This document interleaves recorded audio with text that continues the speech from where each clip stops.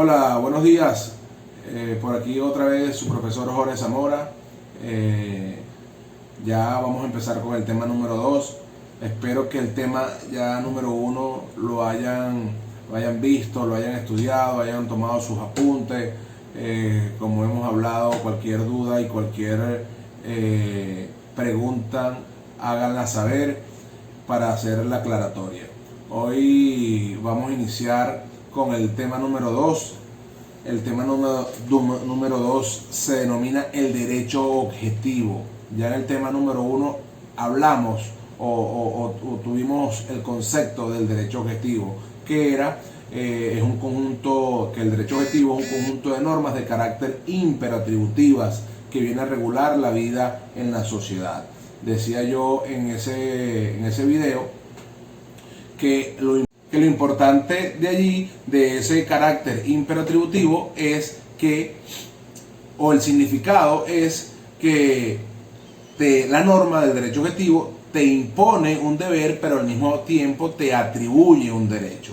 Eso es lo importante de saber el significado del derecho objetivo. En este tema lo vamos a ver más amplio, vamos a ver sus características, vamos a ver también la definición del derecho natural con el derecho positivo, una diferencia entre el derecho natural y el derecho positivo. Vamos a ver la clasificación del derecho positivo, como es el derecho vigente, el derecho eficaz, el derecho válido. También vamos a ver el derecho público, el derecho privado, y culminamos el tema con el derecho sustantivo y el derecho adjetivo. Empezamos entonces con las características del derecho objetivo. Después de haber conceptualizado, tener el concepto del derecho objetivo, vamos a ver las características. La primera característica que encontramos en el derecho objetivo es la bilateralidad. ¿Por qué la bilateralidad? Ya que, ¿qué consiste la bilateralidad en el derecho objetivo? Es de lo que le hablaba anteriormente, de ese carácter imperatributivo. Es bilateral porque te concede un deber, pero al mismo tiempo te impone un derecho. De allí es que viene el carácter de bilateralidad. El derecho objetivo es bilateralidad o es bilateral. ¿Por qué? Porque la norma del derecho objetivo te impone un deber, pero al mismo tiempo te concede un derecho. Les explicaba yo, y vamos a tomar como ejemplo el artículo 1185 del Código Civil, que les decía que el que con intención, por negligencia, por imprudencia, le cause un daño a otro, está en la obligación de repararlo. Esa norma, ese precepto del derecho civil, le impone a la persona que causó un daño, le impone un derecho, le impone un deber, de que repare el daño causado. Y la misma norma le atribuye un derecho a esa otra persona, que es la víctima en este caso, a la cual le causaron el daño, le atribuye un derecho de exigir el cumplimiento de su daño, que le cumplan con la reparación del daño. La segunda característica que vamos a encontrar en el derecho objetivo es la coercibilidad. La coercibilidad. Otro elemento importantísimo que es la coercibilidad, que es la obligatoriedad también. El derecho objetivo es coercitivo. ¿Por qué? Porque es de obligatorio cumplimiento. Porque si no lo cumples, o no cumple lo que está establecido en la norma, va a ser coercitivo, te va a obligar o te va a sancionar, vas a recibir una sanción. Por eso es coercitivo. Ahora vamos a ver otra característica, un tercer elemento, una tercera característica, que es la exterioridad. ¿Ok? Hablamos que el derecho objetivo tiene esa característica o es de exterioridad porque el derecho tiene que exteriorizar la conducta. Mientras el ser humano, mientras el individuo no exteriorice la conducta, no va a existir nunca o no va a venir nunca el derecho a regularlo. ¿Ok? Para que lo vean un poco más claro. El derecho objetivo tiene esa característica. Les pongo un ejemplo. Si yo pienso que yo quiero ir a matar a alguien, vamos a poner a alguien un caso penal, quiero matar a alguien, planifico matar a alguien o planifico un robo, lo voy a hacer de este modo, lo voy a hacer esto, pero no exteriorizo mi conducta, no hago el acto como tal o la acción como tal, todo fue planificado. Eso que yo planifiqué en mi mente, no va a venir nunca el derecho a regularlo. No puedo ser sancionado por eso, por lo que yo planifiqué, por lo que yo pensé. Tengo que exteriorizar mi conducta para que yo pueda, o para que pueda el derecho venir a regular esa situación. Es por eso que el derecho objetivo tiene esa característica de la exterioridad. Bueno, ya hablamos de la bilateralidad, hablamos de la coercibilidad, hablamos de la exterioridad. Ahora vamos a hablar de la legitimidad, ¿ok? El derecho objetivo tiene que ser legal. El derecho que existe, que está conformado cualquier ordenamiento jurídico, tiene que ser legal. Y para que sea legal, ¿qué tiene que pasar? Bueno, tiene que cumplir con ciertos requisitos para que esa norma que se ha creado sea legal, la legitimidad. No puede ser que, mira, bueno, yo, órgano competente, vine y se me dio la gana de crear una norma, órgano competente, Asamblea Nacional. Nosotros, diputados de la Asamblea Nacional, se nos dio la gana de crear una norma X y la creamos. No, aunque ellos son el poder legislativo, aunque es el órgano competente para crear normas, tiene que cumplir con requisitos establecidos en las leyes ya previstas para que esa norma sea legal. ¿Qué es la característica del derecho objetivo de la legitimidad? Bueno, que toda norma establecida o no, toda norma creada, que se vaya a ser creada, tiene que cumplir con los requisitos, y posteriormente después vamos a ver cuáles son esos requisitos, o lo van a ver en el transcurso de su carrera, cuáles son los requisitos, unos requisitos materiales, unos requisitos formales, pero que tienen que existir esos requisitos para que esa norma pueda ser legal y tenga la característica de legitimidad. Ahora vamos a hablar de una quinta característica, que es la permanencia. ¿Okay? El derecho objetivo es permanente. ¿Esto qué quiere decir? Que esas normas establecidas o creadas van a durar en el tiempo mientras no venga otra y la derogue. ¿Okay? O puede darse el caso que esa ley se haya sido creada en un tiempo determinado, pero lo que quiere decir la permanencia es que no va a durar el tiempo de la persona quien la hizo o el periodo de quien hizo la norma. No, esa norma va a durar en el tiempo hasta que venga otra ley y la derogue, o que la cambie, o que esa norma que ya se creó, que está establecida, tenga un tiempo determinado, que posteriormente vamos a ver en otro tema de esta clase. Vamos a ver las leyes permanentes y las leyes temporales. Pero la permanencia, ¿qué quiere decir? Bueno, que la ley existe, va a existir durante el tiempo hasta que venga otra y la derogue, o que exista un tiempo determinado. Pero que no es que está establecida la norma o va a estar permanente, va a estar en permanencia en un tiempo de la persona quien la hizo. No tiene nada que ver con eso.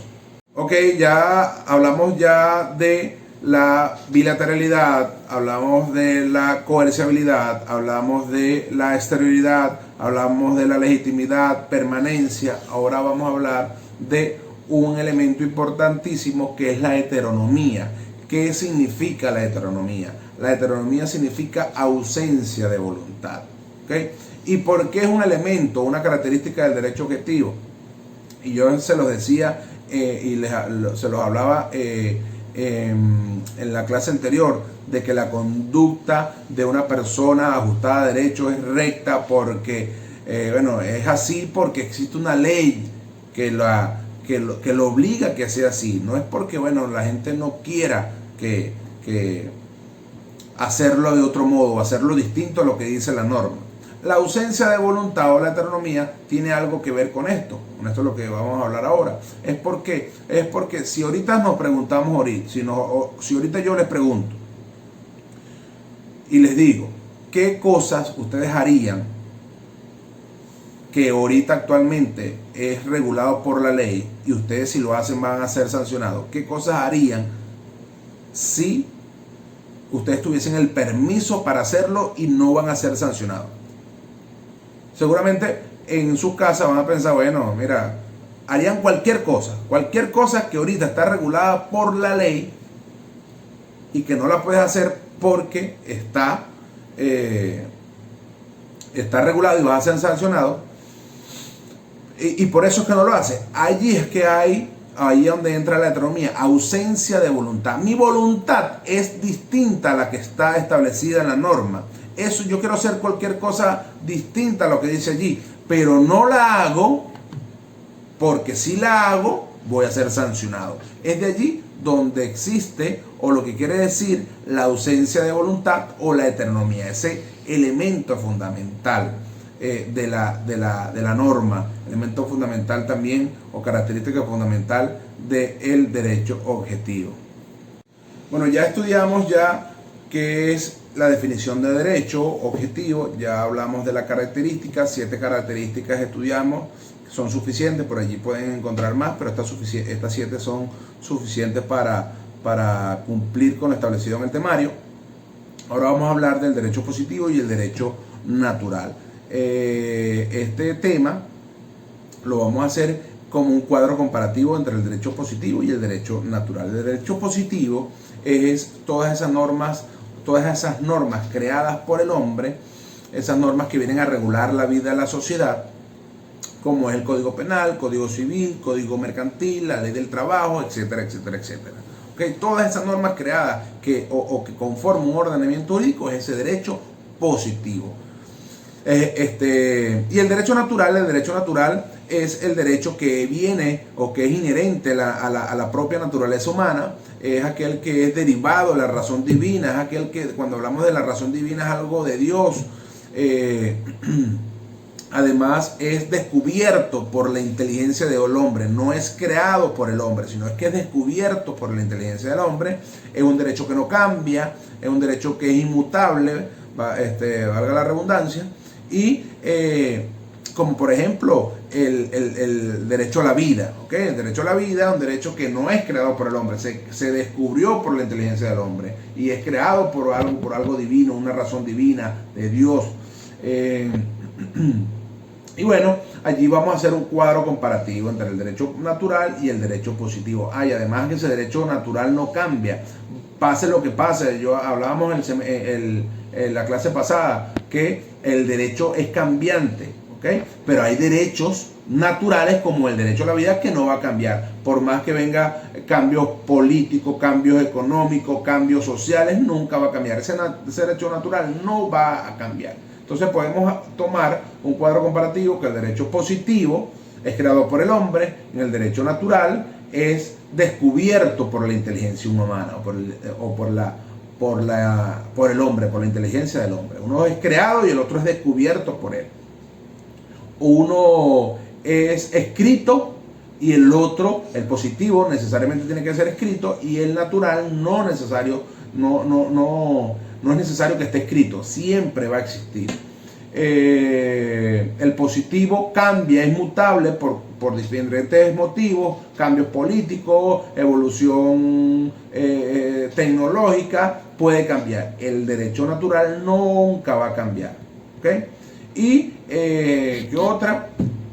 Bueno, podemos tener ese cuadro comparativo para saber la diferencia uno del otro. En pregunta de examen pudiera ser, hágame la diferencia entre el derecho natural y el derecho positivo. Ahora vamos a hablar de la clasificación del derecho positivo. ¿Okay? La primera clasificación, vamos a tener el derecho vigente. ¿Qué significa vigente? Es estar en vigor, ¿okay? Es entrar en vigor o estar en vigor. El derecho vigente es aquel derecho que ha cumplido aquella norma. Cuando hablo de derecho, acuérdense que son normas. Aquella norma que ha cumplido con todos sus requisitos para estar en vigencia, para estar legal, para entrar en vigencia y que no haya sido derogado por otro, ¿okay? Eso es el derecho vigente. Aquella norma que cumplió con todos sus requisitos para estar legal, para ser un derecho legítimo y además que no haya sido derogado por otro, ¿okay? Otra clasificación es el derecho eficaz. El derecho eficaz es cuando el hombre en la práctica observa que el derecho se está realizando. ¿Qué quiere decir? Que la eficacia depende de la práctica. O sea, para que lo vean más sencillo, un ejemplo. En el Código Penal, existe o se divide en delitos y faltas. Muchas de esas faltas, muchas de esas faltas establecidas en el Código Penal, que aún están vigentes porque no han sido derogadas por otro, son derechos o no son derechos eficaces, un derecho ineficaz, porque en la práctica no se observa que se estén cumpliendo. Por ejemplo, allí hay personas o normas que establecen que aquella persona que esté mendigando o en estado de mendigo o haciendo cosas pidiendo dinero en la calle va a ser sancionado con cierta tiempo de prisión.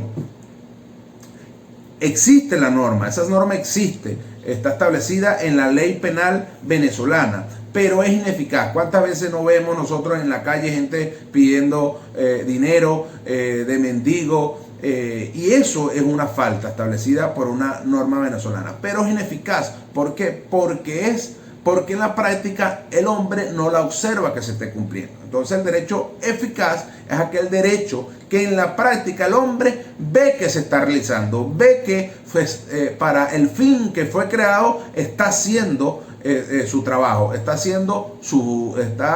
para el fin que fue creado se está realizando. Otra clasificación del derecho positivo es el derecho válido. Este derecho válido lo vamos a ver de dos puntos de vista: una validez material y una validez formal. La validez formal es eso, ya yo se las comentaba, que es esa, para que sea un derecho válido o esa validez se la da que aquello que cuando cumplen con todos los requisitos, cuando una norma haya cumplido con todos los requisitos establecidos en la norma, eso se lo da la validez formal. Y la validez material se la da la observancia, el buen visto o la buena observancia o el buen visto de la comunidad, de la sociedad. De allí es que podemos ejercer el derecho válido. Ahora ustedes no se preguntarán, la validez formal es que cumpla con todos los requisitos, pero la validez material es la buena observancia, el visto bueno que le dé la comunidad. Entonces ustedes preguntarán, ¿cuándo la sociedad le pregunta o dan el visto bueno? La respuesta es que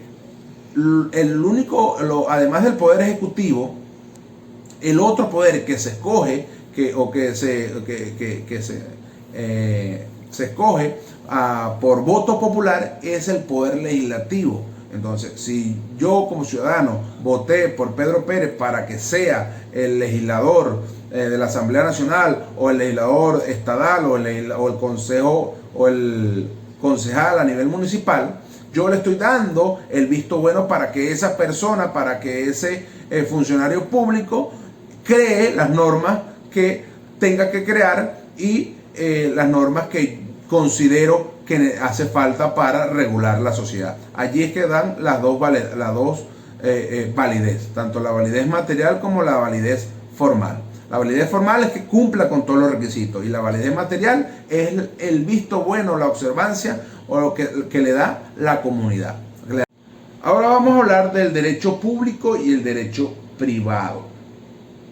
El derecho público vamos a hablar o lo vamos a definir como un conjunto de normas, que vienen a regular o que van a regular una situación jurídica o una situación entre un ente público y un ente público o un ente público y un ente privado, o un particular. Por ejemplo, que haya una situación entre la alcaldía de Barcelona y la alcaldía de Lechería y que jurídicamente, ¿cómo lo vamos a resolver esa situación, ese conflicto? Bueno, allí entra el derecho público. Va a regular una situación entre un ente público y un ente público y otro ente público, o un ente público y un particular, entre la alcaldía de Lechería, la alcaldía de Urbaneja y Jorge Zamora. Hay un problema y lo voy a solucionar. Lo va a solucionar es el derecho público. Y el derecho privado es el conjunto de normas que va a regular o que viene a regular una situación entre dos particulares. Pedro y María. Chocaron Pedro y María. ¿Cómo vamos a solucionar eso? Bueno, lo vamos a solucionar a través del derecho privado, el Código Civil, a través del artículo 1185, como se los puse. Mira, José y Juan van a comprar. José está vendiendo un carro y Juan se lo quiere comprar. Compra y venta simple. Ese es derecho privado. ¿Ok? Entonces, derecho público y derecho privado son un conjunto de normas, el derecho público, donde viene a regular las situaciones entre dos entes públicos o un ente público y un ente privado. Y derecho privado son aquellas normas que vienen a regular las situaciones entre dos particulares. Ahora, por último, vamos a hablar de el derecho sustantivo y el derecho objetivo. Con esto concluimos el tema 2 y esto es un repaso de lo que vimos entre el derecho objetivo y el derecho subjetivo. El derecho sustantivo son las normas, son aquellas normas que establecen deberes y derechos que están establecidas en nuestro ordenamiento jurídico. Y el derecho adjetivo es el poder, es la facultad, es cómo hacerlo, dónde lo debo hacer, cómo lo debo hacer, cuál es el procedimiento. El derecho sustantivo, por un ejemplo, es el Código Penal o el Código Civil. Allí me establecen todas las normas, todo lo que las normas que van a regular las situaciones, los conflictos. ¿Okay? Y el derecho objetivo, el Código de Procedimiento Civil y el Código de Procedimiento Penal, por ponerles un ejemplo. ¿Okay? En el derecho penal me dice que no debo, aquella persona que con intención le cause la muerte a alguien va a ser penado con tanto y tanto. Ese es el derecho sustantivo. Y en el derecho adjetivo, en el Código de Procedimiento Penal, me va a decir o me establece cómo es, cuáles son las maneras de iniciar un procedimiento, dónde tengo que ir, qué es lo que tiene que hacer, cuántos son los lapsos, todo eso, cómo se maneja el procedimiento, cuáles son los pasos. Ese es el derecho adjetivo. Y en la materia civil, por ponerle un ejemplo, es el 1185 del que hablábamos, establece, allí está el derecho sustantivo, y el derecho adjetivo es el Código de Procedimiento Civil, que me va a decir si no cumple con su obligación, cómo lo tengo que demandar, dónde lo tengo que demandar, cómo tiene que estar establecida la demanda, todos los requisitos, cuál es el procedimiento, todo eso. Espero se hayan entendido, espero que esté claro. El derecho, ustedes pueden investigar concepto del derecho sustantivo, concepto de derecho objetivo, otros conceptos de derecho público y privado. En el tema de derecho público y privado hay otras teorías, pero esta teoría, una teoría básica, una teoría que es digerible para ustedes que están empezando la carrera, y basta con esto. Pero bueno, el que quiera investigar, el que quiera dar un paso al frente y seguir ampliando conocimiento, es todo lo que venga de conocimiento es positivo para cada quien. Espero haya entendido, espero que todo esté muy claro. Vuelvo y repito, alguna duda, alguna pregunta, tenemos los grupos de WhatsApp, por allí vamos a estar activos y bueno, cuídense, que Dios los bendiga.